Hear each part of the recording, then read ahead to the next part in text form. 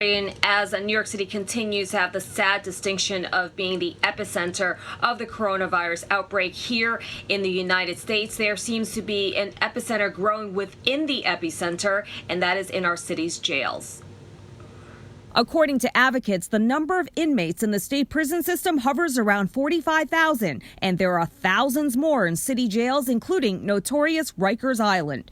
Jails and prisons, by their very nature, are unsanitary and unclean, not exactly a place where social distancing is possible or where hand sanitizer is readily available. My husband's not feeling well. Recently, as 2 days ago, a female officer has tested positive. Yes, she worked on his block. Michelle Lynn's husband has been in prison for 37 years and is battling prostate cancer. At 73 years old, there are growing calls to release inmates like him, older or those with compromised immune systems, as COVID-19 spreads behind bars. But that has turned out not to be as simple. While Mayor de Blasio has said he will release several hundred low-level inmates, the city's 5 district attorneys and a special prosecutor sent a joint letter tonight to the mayor expressing that some on the mayor's list, quote, included individuals who pose a high risk to public safety.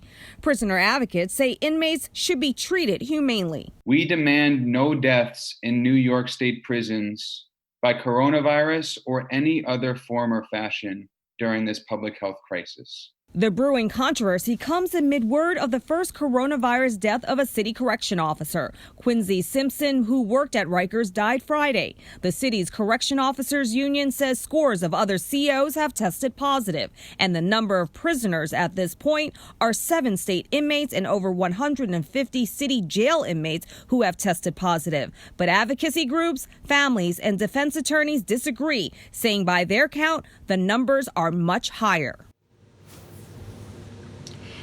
Now, the group is also calling for Governor Cuomo to step in and grant clemency to some of these inmates. And also tomorrow, Brooklyn Borough President Eric Adams has announced that he is joining the City Correction Officers Union in calling for better safety protocols at Rikers and also a testing site at Rikers. We're live tonight. I'm Shirley Chan, Pix 11 News.